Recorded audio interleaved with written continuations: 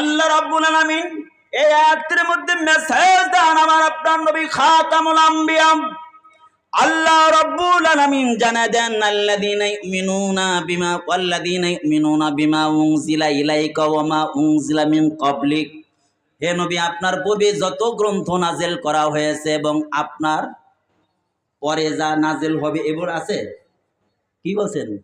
আপনার পূর্বে যত গ্রন্থ আছে তার উপরে যারা ঈমান আনবে, আমিন ক্বাবলিক আছে, মিন বাদি নাই। তাহলে বুঝা গেল আল্লাহর নবীর পরে আর কোনো কিতাব নাই, নবী আল্লাহর নবী মুহাম্মদুর রাসূলুল্লাহ সাল্লাল্লাহু আলাইহি ওয়াসাল্লাম চূড়ান্ত ডাক্তার।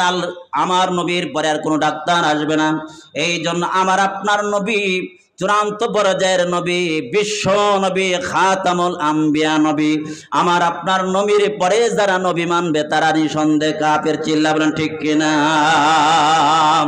আমার ভাইয়ারা, আগামী 15 তারিখে ঢাকা সোহরাওয়ার্দী উদ্যানে 15 তারিখে আগামী শনিবারে আন্তর্জাতিক খতমে নবুয়ত মহাসম্মেলন হবে। ওই জায়গায় ইমানি দায়িত্ব পালন করার জন্য আমরা যাব কি যাব না? চিল্লা বলেন। আমার ভাইরা, আফসোস লাগে দিলওয়ার বিন গাজী সাহেব বলেছেন, আমাদের দেশে মুসলমানের দেশে কি জন্য দাবি করতে হবে? কাদিয়ানীরা এই আহমদিয়া মুসলিম জামাত তারা নাম দিয়েছে, আসলে তারা ধোঁকা দেওয়ার জন্য নামটা দিয়েছে। ওরা হলো কাফের। বলে তারা তো এই দেশে বসবাস করবে, আমরা চাই ঠিক আছে বসবাস করুক, তারা মুসলমান নাম ধারণ করে তারা থাকতে পারবে না। অন্য বিধর্মীর মতো তারা হিন্দু অথবা তারা ভিন্ন ধর্মাবলম্বী পরিচয় দিয়ে বাংলার জমিনে বসবাস করুক, তাতে কোনো আসে যায় না। চিল্লা বলেন ঠিক কিনা? আমার ভাইরা, আফসোস লাগে কেন দাবি করব? কার কাছ দাবি করব? যার কাছে দাবি করছি সেও তো মুসলমান, আর যারা দাবি করে তারাও তো মুসলমান। কেন দাবি? আর কোনো দাবি নয়। বাংলাদেশে এমনি অটোমেটিক ভাবে যাতে করে কাদিয়ানীরা কাফের ঘোষণা হয়, পাশ হয়, সেটার একমাত্র ব্যবস্থা সংসদে ইসলাম পাঠায় দেওয়া। চিল্লা বলেন ঠিক কিনা? আমার ভাইরা, এই দেশে যদি ইসলাম কায়েম হয়ে যায় কখন আর দাবি করতে হবে না কাদিয়ানের কাফের। এই কথা পাশ করার জন্য আর কারো কাছে ধর্ণা ধরতে হবে? ও বন্ধু, এই জন্য আমার ভাইরা ইসলামের পক্ষে থাকবো ততক্ষণ, দেহের মধ্যে প্রাণ থাকবে যতক্ষণ। বন্ধুরে, আমার আপনার নবী রহমতের নবী, আমার আপনার নবী আসছেন শান্তি কায়েম করার জন্য, শান্তির মিশন নিয়ে আসছেন। শান্তি যদি পেতে যাও আমার আপনার নবীকে জিন্দেগির সব জায়গায় লিডার বানিয়ে রাখো। চিল্লা বলেন ঠিক কিনা? নামাজের মধ্যে যে ভাবে আমার ভাইরা মাগরিবের নামাজ হলো 3 রাকাত, কেউ 5 রাকাত পড়ে না, 4 রাকাত পড়ে না। নবীর আমার বেড়া সুন্নাতের বিপরীত করে না।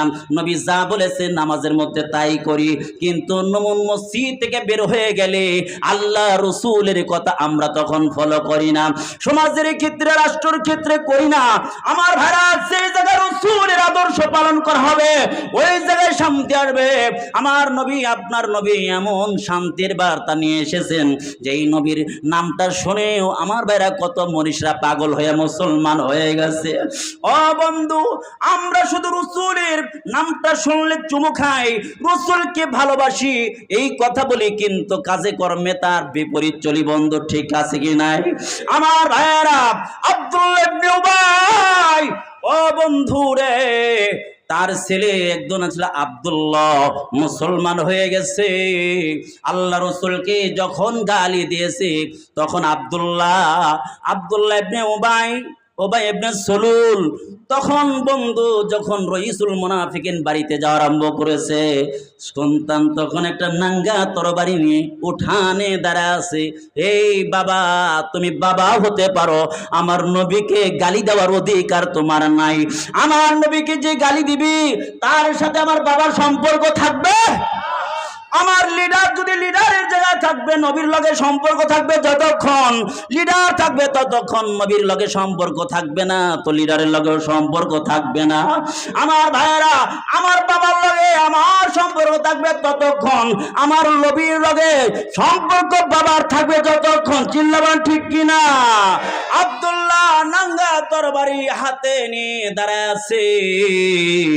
বাবা আসলে আজকে বাড়িতে উঠতে দেওয়া হবে। আমার ভাইয়েরা, এই রাইসুল মুনাফিকিন বাড়ির উঠানে যখন এসেছে, দেখে সন্তান নাঙ্গা তরবারি নিয়ে দাঁড়িয়ে আছে।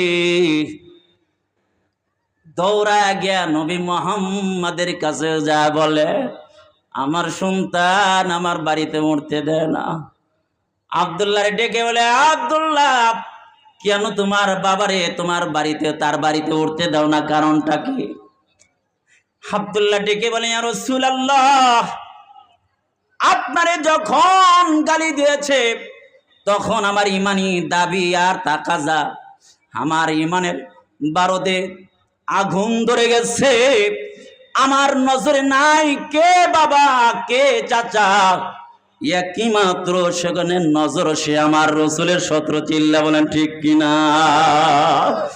ও বন্ধু, আমার নবী এসেছেন এই ধরাতলে শান্তি কায়েম করার জন্য।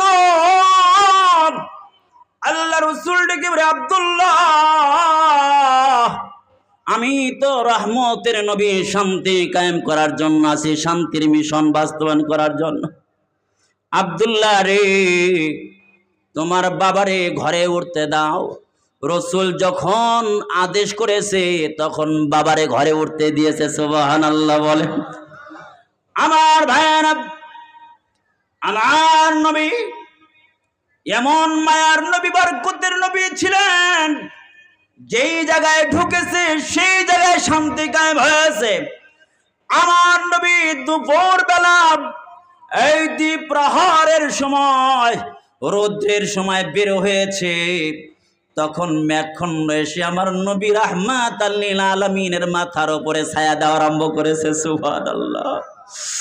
আমার নবী বিশ্ব নবী রাহমাতাল লিল আলামিন যখন রাস্তা দিয়ে যায়, সাহাবায়ে কেরাম ডেকে বলে, আমার নবী এমন নবী,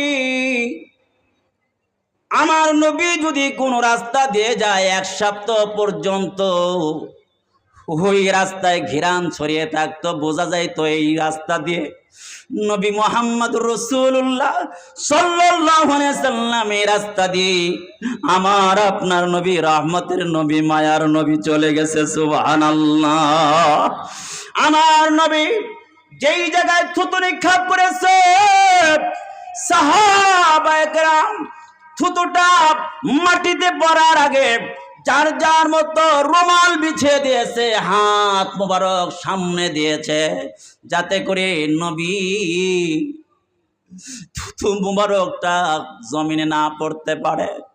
আমার ভাইয়েরা, হযরতে আনাসের আম্মা বাচ্চাদেরকে ছোট ছোট শিশি বোতল পাঠিয়ে দিত আর বলতো, যাও নবী মুহাম্মদ রাসূলুল্লাহ সাল্লাল্লাহু আলাইহি সাল্লাম যখন বসে থাকবে, দেহ মুবারক থেকে যখন ঘাম ঝরবে, আমার নবীরে বইল ঘামটা যেন মুছে না ফেলে শিশির মধ্যে উঠিয়ে দেয়।